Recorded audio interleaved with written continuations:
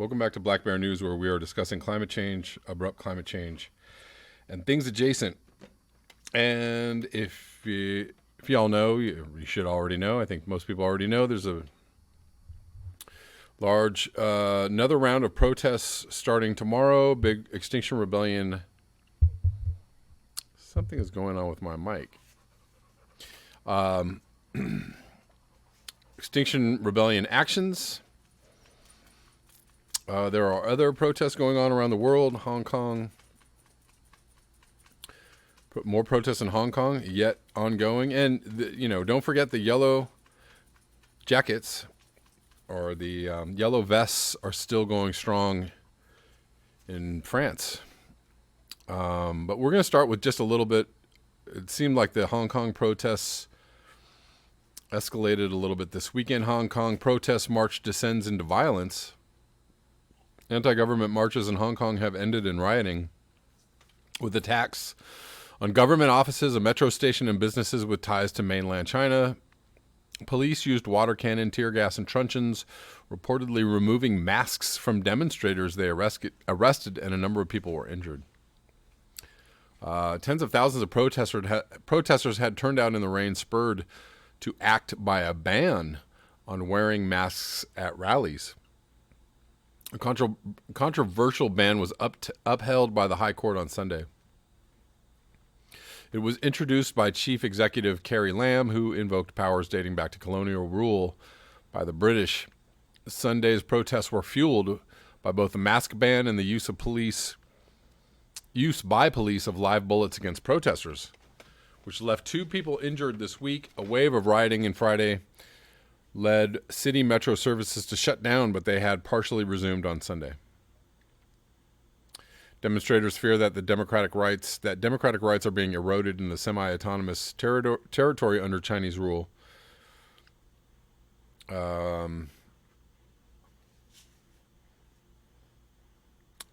Police watched as protesters moved peacefully, chanting "Hong Kong resist" as they walked through the heart of the city. But after a few hours, officers moved to end the disruption. Tear gas canisters were fired on the crowd from police on walkway bridges above. Video shows small groups being targeted by charging officers on the ground.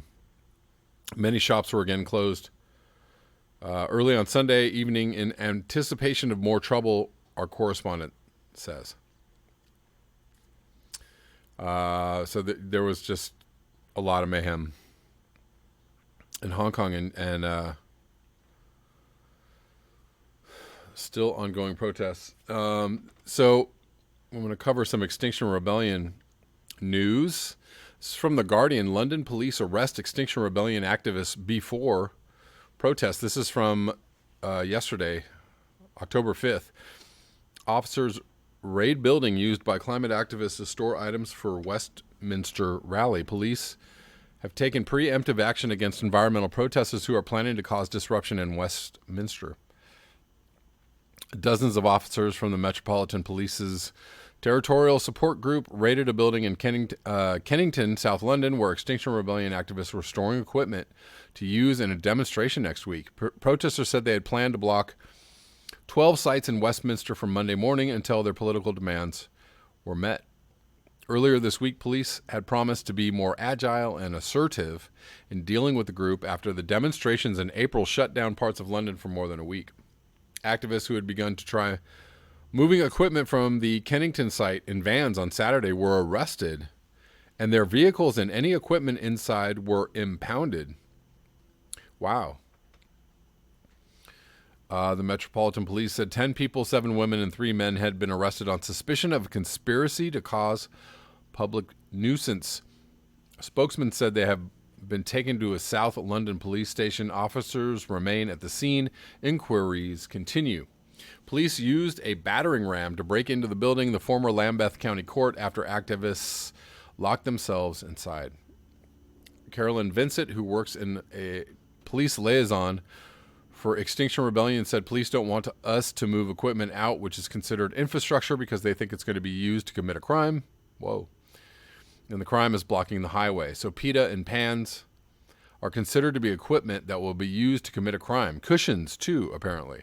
The only things we are allowed to move away are first aid kits, milk, and flyers. Activists said they were concerned at the police decision to act preemptively against them.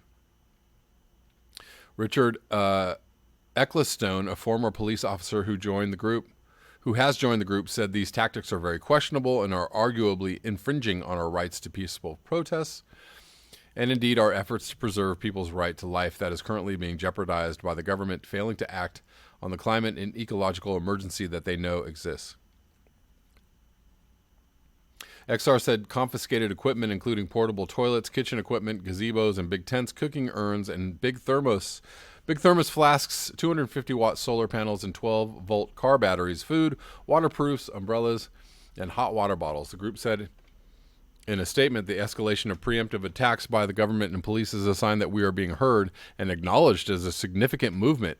We ask that the government focus their attention and resources on responding to the climate and ecological emergency which threatens us all.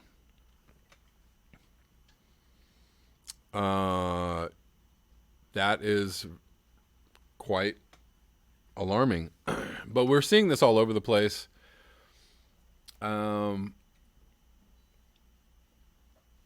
I don't know. I don't know in maybe in first world nations where there is a lockdown on infrastructure and police and military. I don't see how protests can really, you can pressure the government and you might be able to pressure change, but in the long run, the state is always going to clamp down. The state is always going to respond violently and overwhelmingly, and I don't see how a real revolution could take place. Excuse me, thought something was happening. Don't know how a real revolution could take place, or a revolution of significance could take place from outside of the societal norms or of the ruling party or infrastructure. It's a little different in third world countries where the people can overwhelm security forces or, the police in general. But, in places like the U.S. or the U.K. or Hong Kong or China, probably even Russia, you had, what amounted to a coup in Ukraine that was fostered and funded by the Americans, basically. But I don't know. It just doesn't look good for the forces of good or for the forces of change for the betterment of the planet. It doesn't really look good right now because the military, the powers that be have all the cards and all the power and all the weapons at their disposal. And then they also have the courts and the law, which they can just, change willy-nilly to do whatever it is that they want to do. Any law can be bent to include almost any kind of protest or any kind of reaction. So moving on to the Extinction Rebellion newsletter that I just received, the first one I've received in a few weeks. This is newsletter 29, Get Ready to Change the World, October 2nd, 2019. Pack your bags, secure your phone. It's just days until our international rebellion. That's tomorrow, October 7th. We've got a big act to follow. Last week saw the biggest climate mobilization in history with 7.6 million people in 185 countries marching and striking to call for a livable climate. The global climate strike began 3 days before the UN Climate Action Summit in New York. For all the talk of increased ambition and a surge of engagement, the UN Secretary General was still frank that we have a long way to go. The summit saw 77 countries commit to carbon zero by 2050. Even if this target wasn't dramatically inconsistent with the IPCC's own science, the commitments made are flimsy, naive, and inadequate. Once again, the world leaders have shown their inability to take the survival of the species seriously. Well, and why would they? Because jobs and money and economy and, economic progress is directly opposite of climate action. This is the cause of climate destruction, the cause of ecocide. So, world leaders would have to acknowledge that economies need to shrink rapidly degrow. The things would have to be nationalized. The consumer industries would have to be shut down completely. They'd have to recognize, acknowledge that, and proceed accordingly. And they're not anywhere near being able to admit that. With the Arctic sea ice now close to vanishing, financing of fossil fuels only increasing, and the broader ecological picture as grave as ever, it's clear that we need to reach a new level of action before it's too late. USA XR raising the alarm in Washington, D.C. And this is a picture here. Climate strike alone was never going to be enough. We'll need every person and every movement if we're going to win the change we need. We're so excited to share an incredible breadth of stories in this newsletter, actions held by Extinction Rebellion, U Strike, and so many other unions and movements geographically ranging from Taipei to Lisbon, Beirut to Cape Town, and featuring countless other cities in an overflowing XR Unchained. So I'm not going to read much more of this. I just wanted to alert you to the newsletter. I'll link it below. I think what I'm going to do, guys, is I'm going to do another live stream tomorrow, not from the action in LA, probably from here, probably about noon. I'm going to attempt to do that. If it doesn't happen at noon, it's probably going to be later in the afternoon, but I'm going to go for 12 p.m. Pacific Daylight Time. So, adjust your clocks accordingly. I'll see you here, and we'll try and just get some up-to-the-minute coverage of what's going on around the world with the climate actions on October 7th, and we'll also cover some other stories as well. And lastly, I want to finish up this video.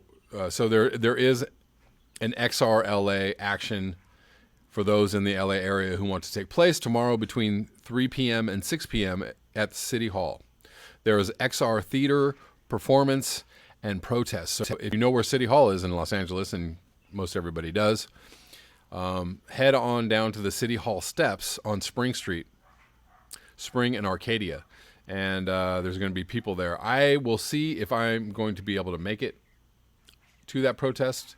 There is a possibility that I might make it to that protest, and if I do, I will live stream from there as well. That is all I have for you today. Thank you so much for your eyes, your ears, and your conscience.